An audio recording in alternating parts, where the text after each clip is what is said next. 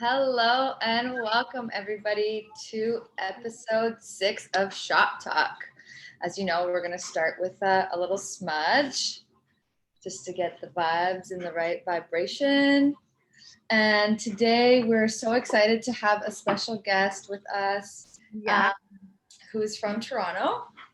Jody? Yes, her name is Andrea Sampson. She is the president and founder of Efe Magazine. She's the CEO of Beauty Industry Gals, a motivational speaker. She's also the creator and founder of the Big Tease, and she's making some major moves in the industry and making inclusivity for all her number one goal. So thank you so much, Andrea, for being here to chat with us today. Thank you for having me. It is an honor and pleasure to sit with you guys this morning or this afternoon. Thank you. Yeah, no, absolutely. We wanted to kind of just come on, have a nice little chat and see what you're up to, see about, your journey and a little bit about your career. Of course. So I don't even know where to, I don't even know where to start, but I've been in the industry for over 20 years. And sometimes I want to keep that a secret because then I age myself, It's I've been in the industry for some time, but I'm proud to say that I've been in the industry for over 20 years, and it's nice to see the progression in beauty. It's nice to have started as a hairdresser behind the chair doing hair every day. Then I was a colorist. Then I made my way and I was a color technician. Then I did merchandising. Then I was a director of education, and now I own Efe. And everything for me, was exactly in due time. Nothing came before, nothing was too late, and everything was divinely on time with my life's path. So that was really, really nice to see that evolve. That's such a reassuring thing to hear. I think we all just get out of school and want to have everything all at once, and it's a nice progression. And like you said, it comes at the perfect time. Yeah. And for me, especially, I'm a single mom, and by no means have I made being a single mom define who I was. However, it definitely made me move in the right direction to take steps as a single mom to move forward. And there's a lot of single moms as hairdressers in the industry that feel like they're stuck or they can't do something. I advocate for that so that they know that regardless of your current condition or position, if you work towards something, just nothing comes before its time. I always say to people, if my son was 5 and I was offered the position of director of education, it would have been long before my time, because he still needed a lot of my attention at 5. But at 19, going into university, it was the perfect time for me to have it. So, it's nice for you to kind of see the light in terms of, I'll get there when I'm supposed to get there, and no sooner than that. Yeah, I think that kind of mentality too, it takes experience to believe in that and to understand that, because it's believing in the universe and the energy and the things that are supposed to be your way will be your way. And the more that happens, and the more that you trust that, and the more that you live into it, the more that it becomes real. So it's nice to hear that you actually visually seen that in your life, and you're able to attest for it. I needed to have this position when I was this age and when my son was this age, because some people lose sight of that, right? You lose sight of what is real and what is meant to be, because you're so focused on that end goal. Yep. And you forget about the journey. And sounds like you have had an amazing journey up until Efe Magazine. Can you tell us a little bit more about Efe? I love the magazine. I think it's so cool. It's so diverse, and it shows so many different avenues of art and talent. For those that don't know, now you know, but can you tell us a little bit about it? Yes, of course. So Efe is probably career-wise my biggest accomplishment. It is so dear to my heart in terms of creating something that I felt the industry needed. And as I moved through my career, just kind of seeing that, everything for the beauty industry only spoke to one demographic. And I wanted to expand that. I wanted to create an industry where everybody feels like they too can accomplish what, say, I have or what you have. And But the most important thing is identifying with someone within the industry that helps you get there. So I wanted to make sure that I was showing different faces, showing different avenues, showing different journeys, and making it personable, just about not just about hair. And yes, we are hair, like, and we love everything about hair, but it's our experiences, our life, and it's like, hey, your journey could be very similar to my journey, and that's what will motivate me to get there. When I can connect with something within the magazine, and that was very important for me, was to make sure that everyone, any one person who read Efe can relate to a person, a place, a story, an event that makes them feel like they belong. And that was the most important thing, was creating an atmosphere, a culture, a life that everyone can be a part of and don't feel like, okay, I'm not there yet. Everyone's there yet. If beauty is your passion, then you're there with Efe Magazine. And that's why I created that. That's beautiful. I love that. Yeah. It's amazing. It's how does one start a magazine? You know what, everyone asks that question, and it's my favorite to answer, because so when I got into when I said I was going to start a magazine, like I remember I sat across from one of my girlfriends, and I was like, do you want to know what my next thing is? And she was just like, sure. And I'm like, I'm going to start a magazine. And she kind of looked at me, and not in disbelief, but just everybody's like, it's such a big undertaking. It's huge. And she's, and everyone in the industry was like, she doesn't know anything about publishing. And like, she's a hairdresser. Like, there was so much doubt behind it. And the thing that I want everyone to know is that when something is for you, nothing can be against you. Like, when the universe says, this is yours, it's yours. And so I used to write for Canadian Hairdresser magazine when Joan Harrison owned it. She's a dear friend of mine, and I learned so much from her. So I did get to kind of dabble in what it was to be a part of that world, understanding the deadlines. But, and she was the one that gave me the title multicultural expert. That was Joan Harrison. That's like, you are my multicultural expert. You're going to write. And I love that title. I love that. Sorry, it's kind of sidebar, but I love that in the beauty industry that you can give yourself whatever title you want. And if you earn it, everybody else will respect you for it. And I love that about the beauty industry. So with much doubt from the industry, where they were just like, all of a sudden she's a publisher. I was happy to show them that 100% I am a publisher. And we are on issue 18 right now. Like, it's crazy. It felt like it was yesterday, but it was just about creating content that is relevant to a hairdresser. And I think because I'm a hairdresser, that is my strongest point. And because I'm still very active in doing hair. Like, I do the hair for the covers of the magazine, and I teach still. And so I'm still very much in tune with what the hairdresser needs. So being able to create stories and have events and do things that I know that will make the hairdresser excited about the industry or excited about life, it's very easy for us. Like, we have content for days, and that just flows. It just keeps coming, and I'm proud of that. Like, I'm excited. So that's how, like, if you want to do something, literally just do it. Like, regardless of what anybody thinks or believes of you, do it for you, not because someone is doubting you. Do it because this is what you want to do. And that was for me, is I want to create the change. I want to be the change that the industry has needed forever, where it's like, we need inclusivity. We need people to see more than what they've seen for the past 50 years. And I'm proud to do it. Like, I'm proud to lead this portion of diversity, inclusivity, and promoting multiculturalism. Like, it's a big miss that we've had for many years. So I'm proud to put that forward. That's awesome. Thank you so much for doing that and having the courage to be like, I'm gonna do that. because we do need it. We absolutely need more inclusivity and giving other people chances to speak and to have their story told, and I love that. So thank you so much for bringing something like that to the industry, for sure. Oh, you're very welcome.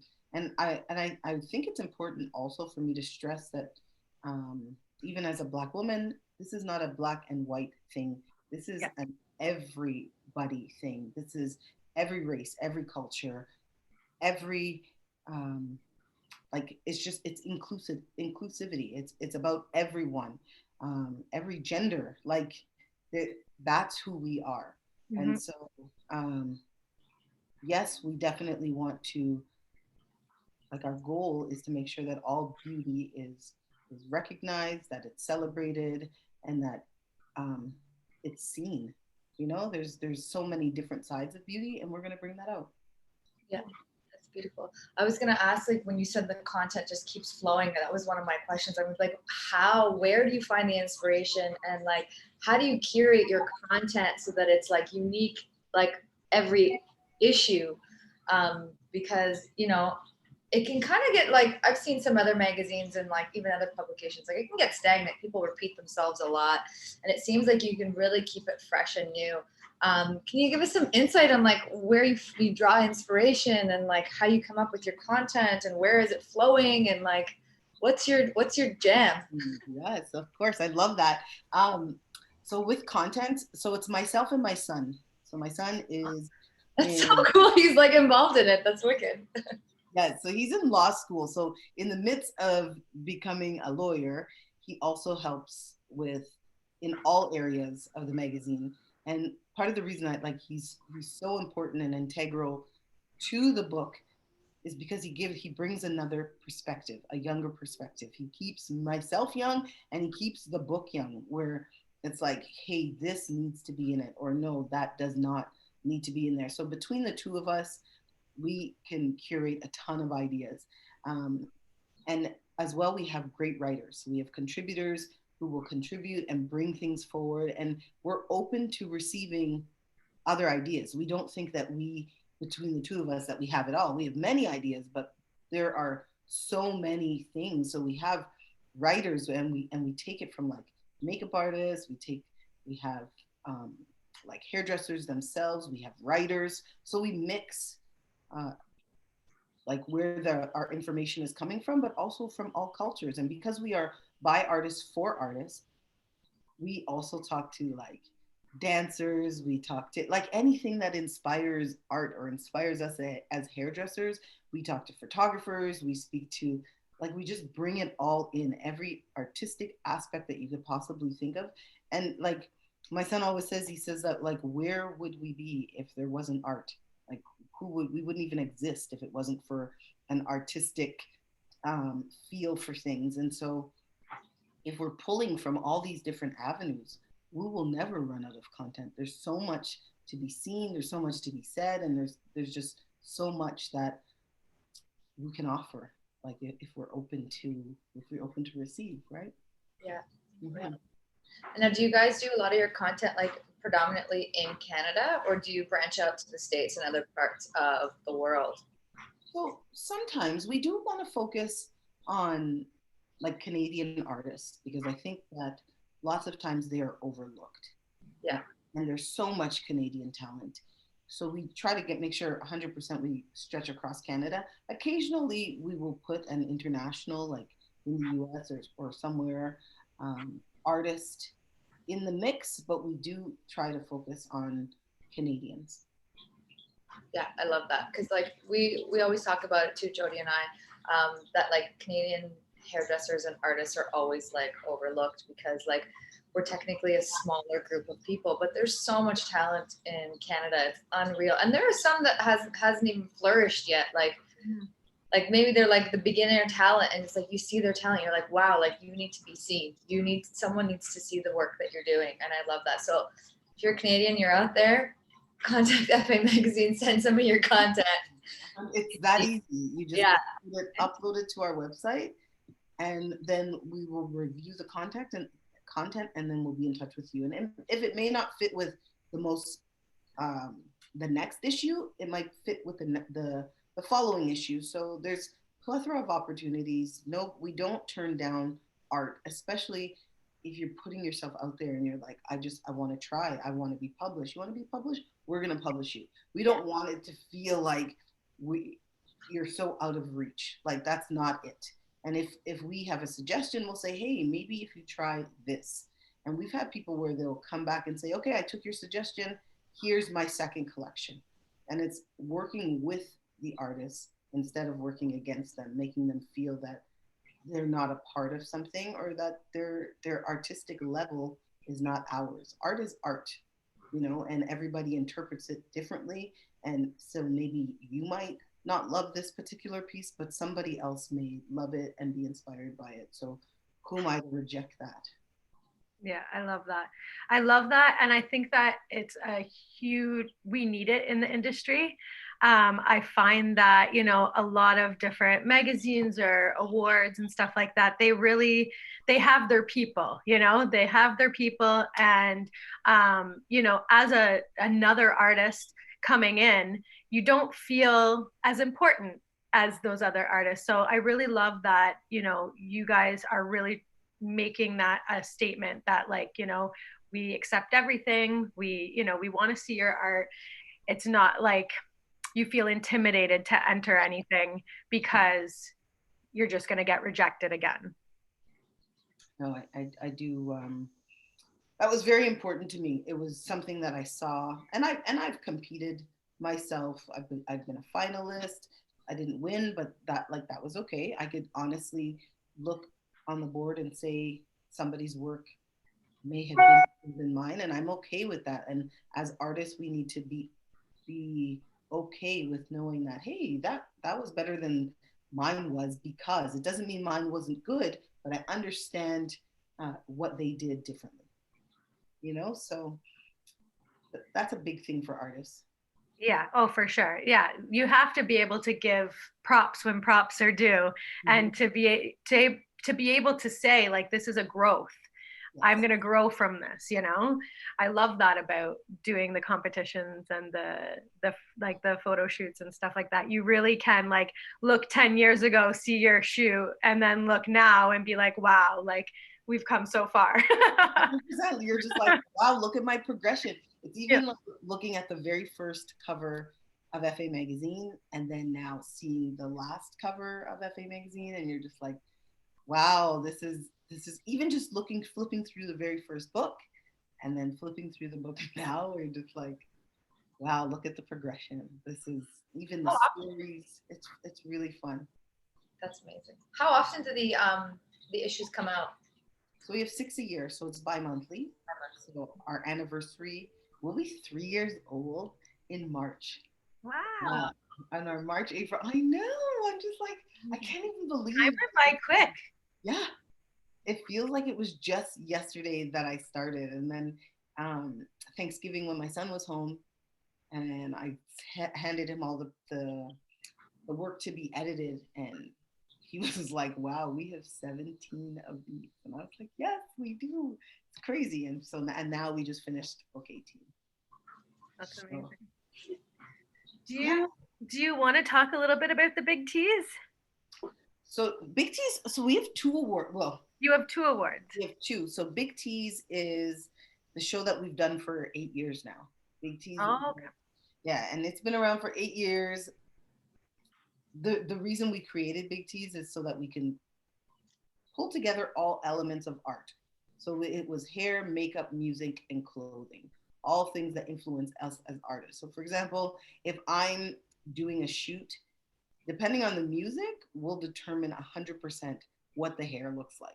Like if the music is rowdy and loud, I might have a wilder hairdo. If I'm listening to some Alicia Keys, it might be slick and smooth and fit, you know, so it really dictates what will happen with the shoot. And I wanted to give people the opportunity to express themselves without limitations. Because even when you do, let's say, an image-based award, there's limitations. You can't, unless you're submitting in the avant-garde category, there's limitations to what it is that you can create.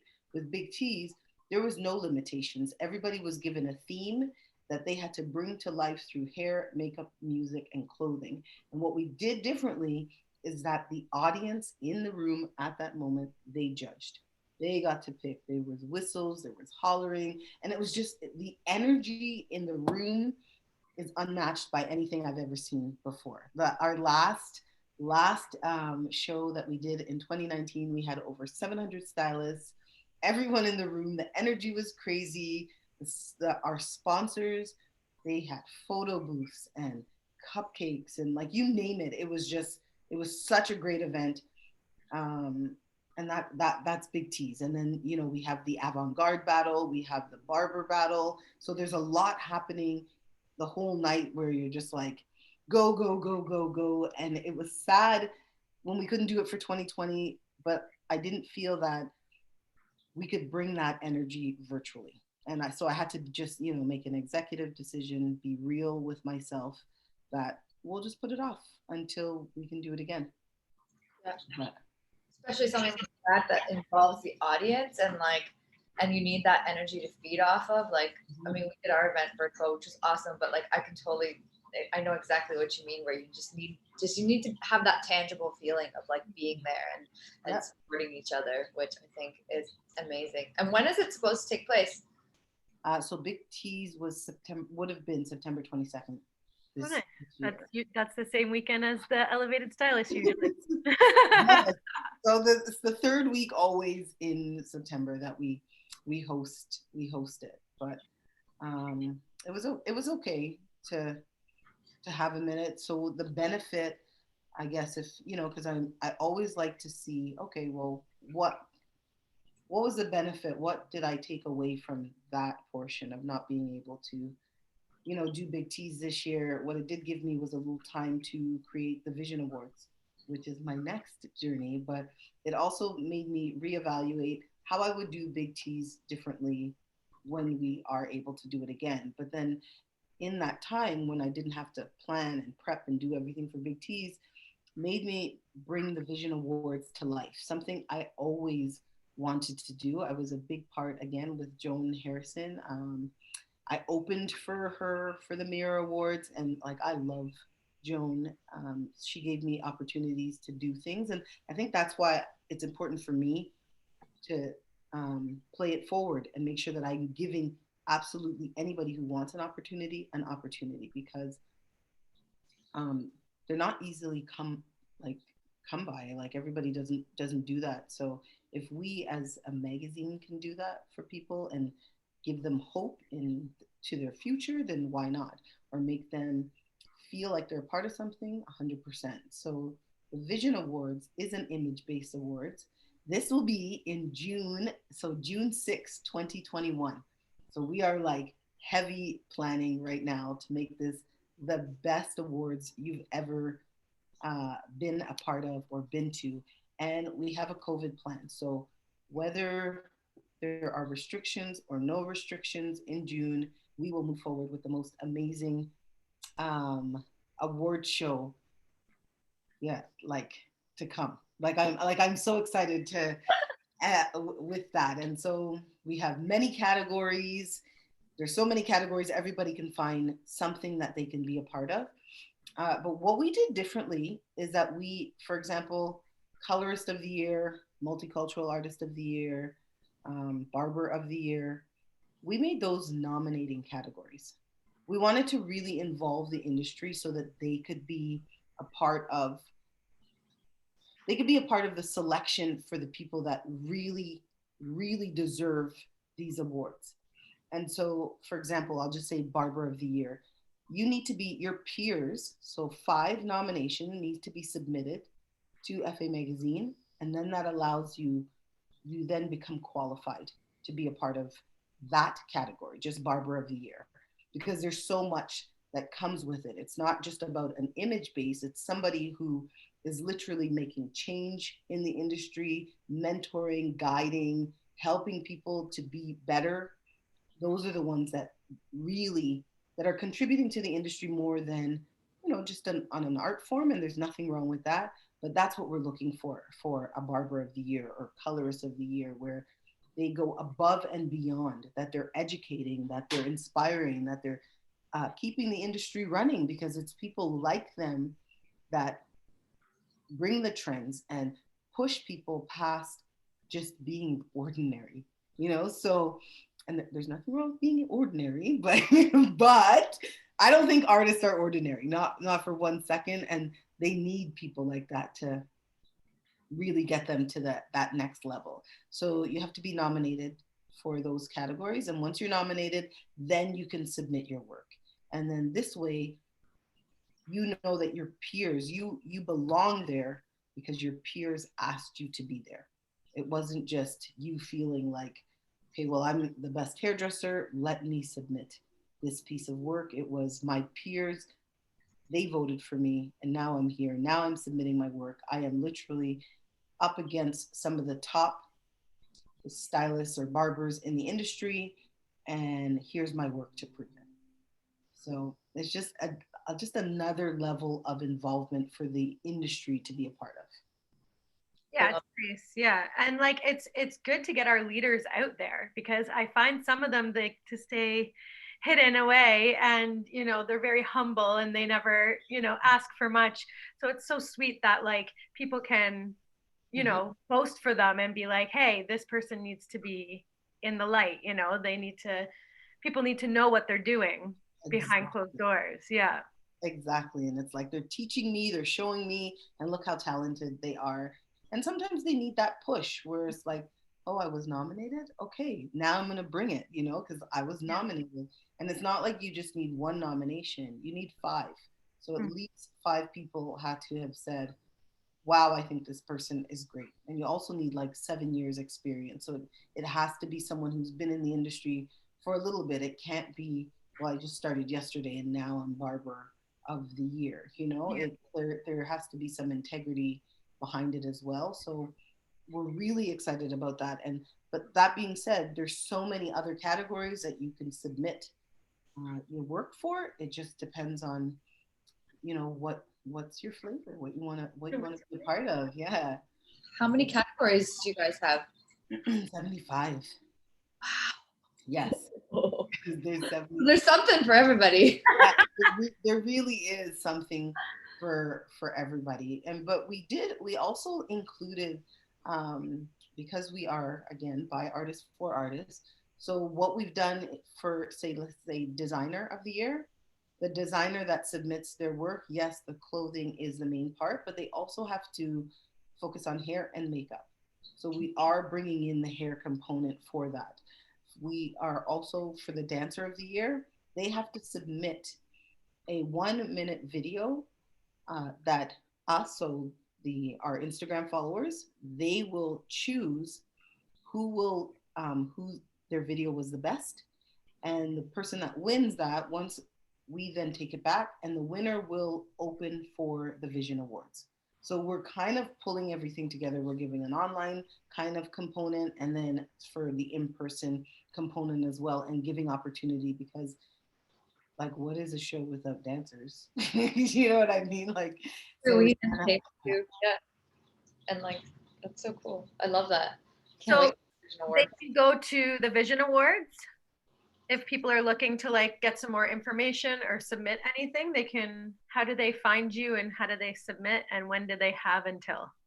Okay, so for the Vision Awards, you can go to efemagazine.com. So www.efemagazine.com, and Efe is EFE magazine. So you go to our website, there's a whole page on the Vision Awards. The rules and regulations are there. The nomination deadlines were December 1st. And the reason that it was December 1st is to give us an opportunity to reach out to all those nominated and give them time to prep their collection.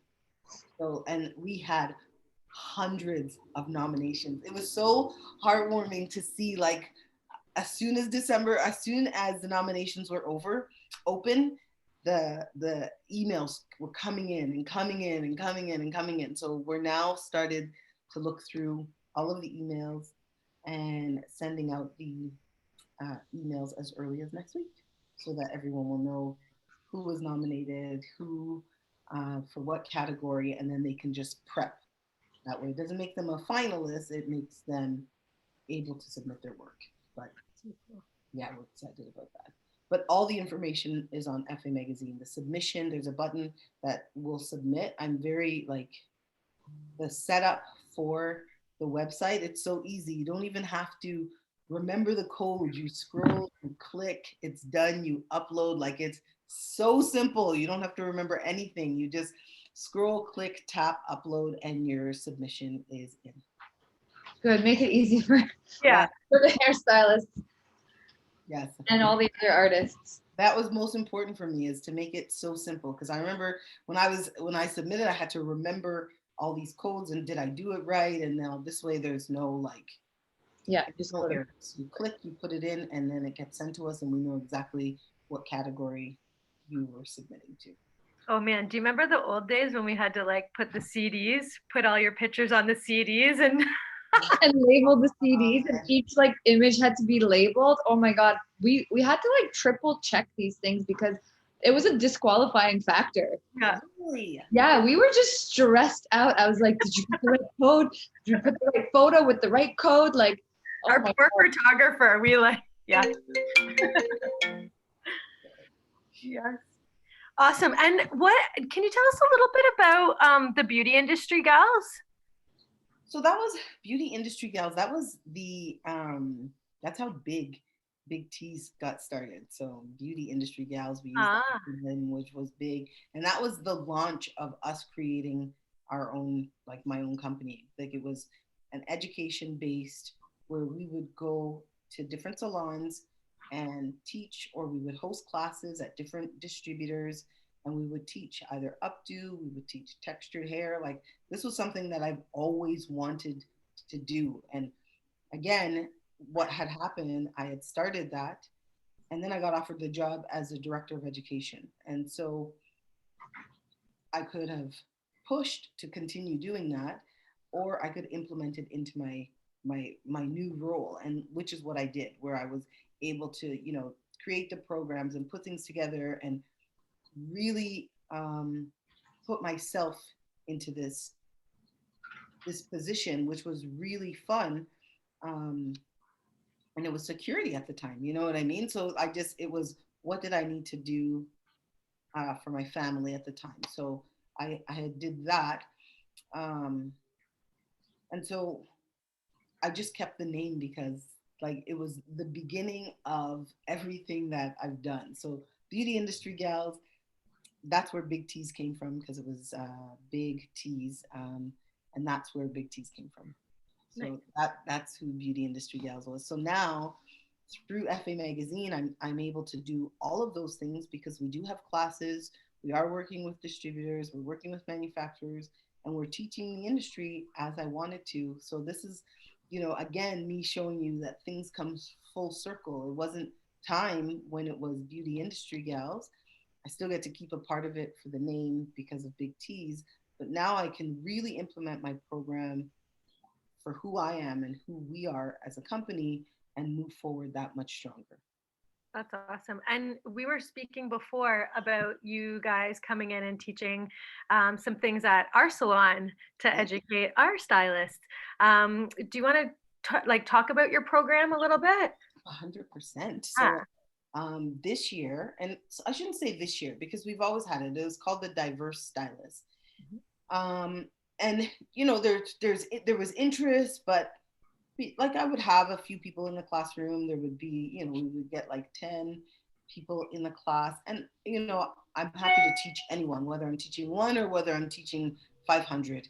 It all works.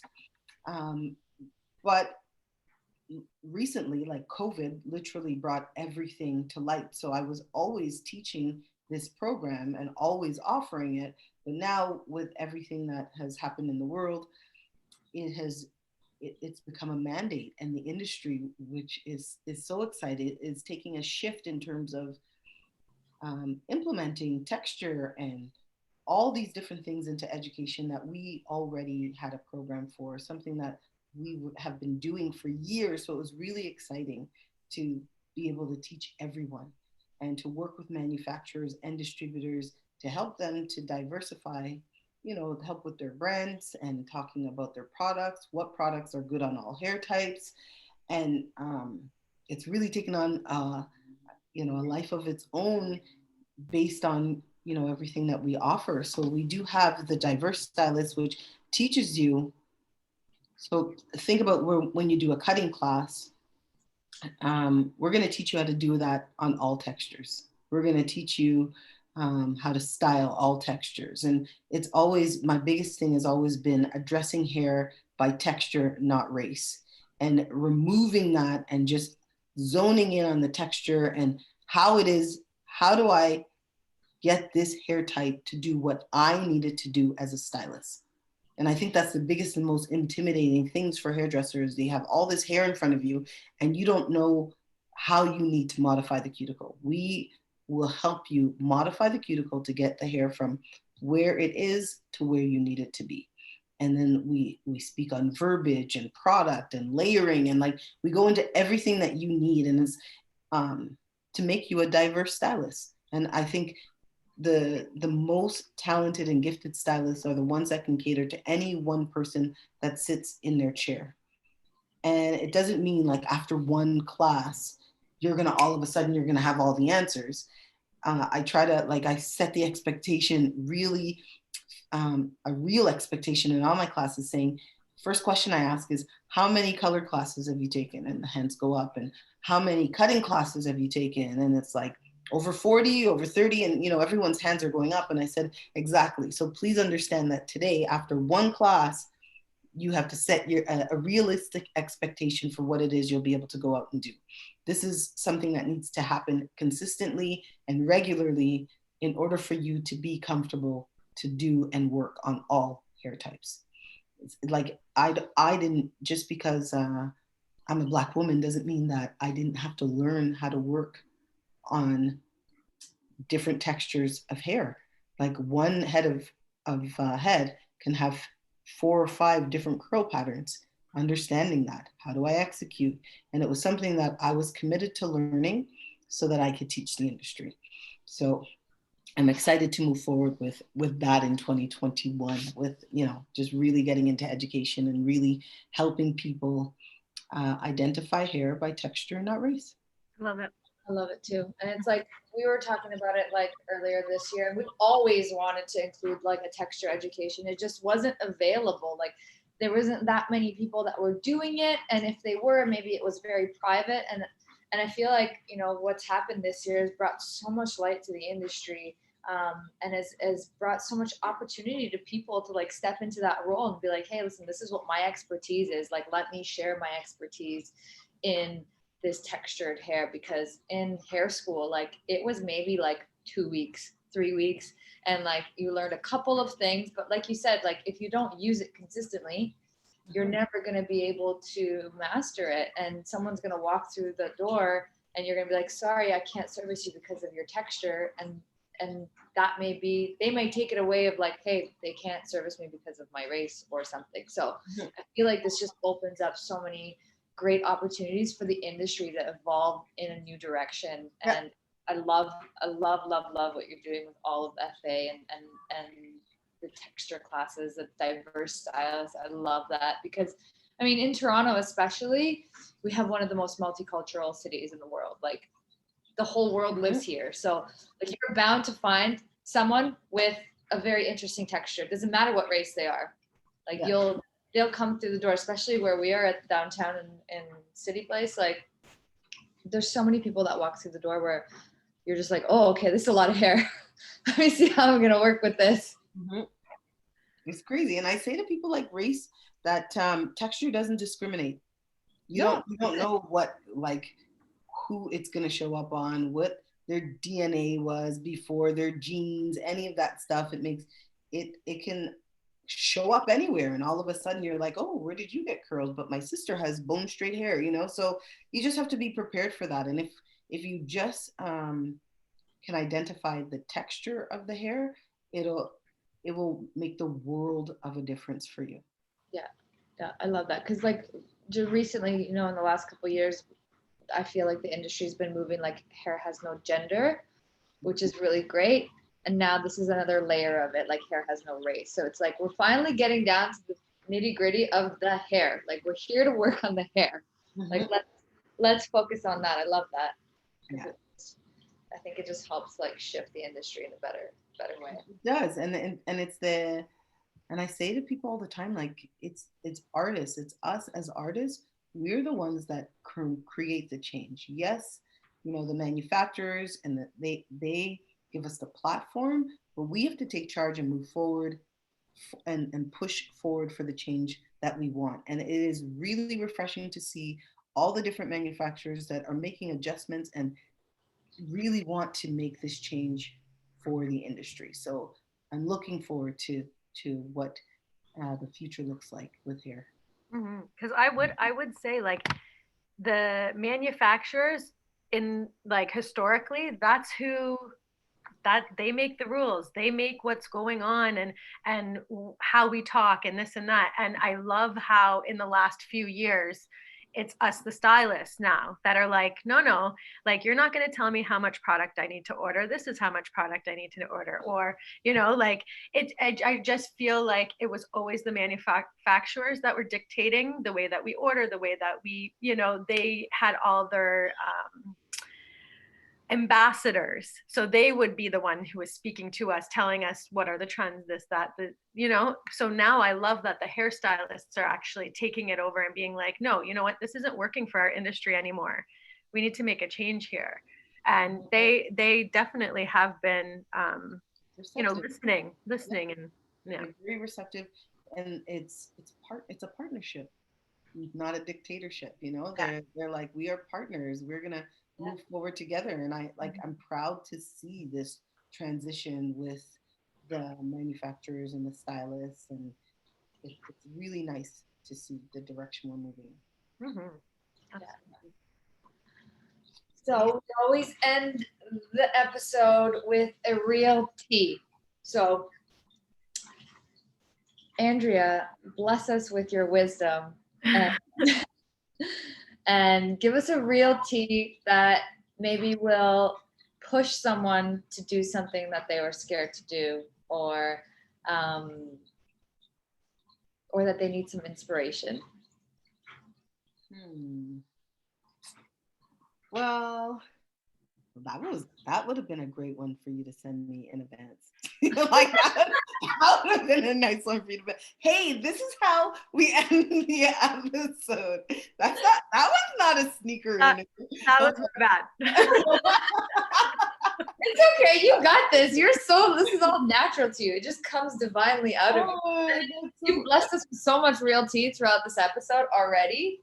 But we just like to end it that way. Yeah, no, honestly, what I would say, like, I guess to younger or just anyone in the beauty industry is, beauty always prevails. Like, we are in a industry where it's about love and acceptance, and as long as we project that, that's what we'll receive, and we'll make it so that the industry is that much better. And that's our goal for FA, is projecting love and great energy, so that we receive that we receive that back, and then we move forward positively. So I hope everyone can do that as well.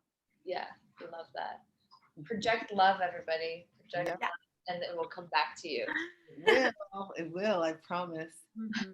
Well, we've seen that happen for you, so I'm totally on board. So it's amazing. Thank you so much for spending the afternoon with us. It was such a fun time chatting with you. Thank you for having us. Having me. It was an honor to be here, like I said, and I look forward to receiving your collection. Yes. For the Vision Awards. I look forward to receive. Yeah, we'll definitely have to do something this year. I'm like really I'm itching to do a photo shoot. So especially after this year, like not being able to do any, I think it showed us that like, hey, we actually do really love this, and it's a really great form of expression for our artistic abilities. So I'm excited. We're coming for you, Elevated Stylist. Yeah, we need this outlet. We need to like express ourselves. We need some joy. So we're happy to give it. We're happy to bring it. Yeah. So guys, the Vision Awards are happening June 6th, 2021. If you haven't got your copy of Efe Magazine, do so. You can find more information at efemagazine.com. Yep. .com or .com? .com. Andrea is bomb.com. We had a blast chatting with her. If you want to learn more about diverse textures, please contact her. I know we will, because we're just itching to get our hands in there and learn a little bit more about different textures. And yeah, that's pretty much it. We had fun. It was great. Thanks, guys. Project love. Yeah. Bye. Bye, guys. See you later. Awesome. Okay, I'm just gonna take a little selfie. Oh, she left. Where did she go? Oh, she just left. After stopping, we'll.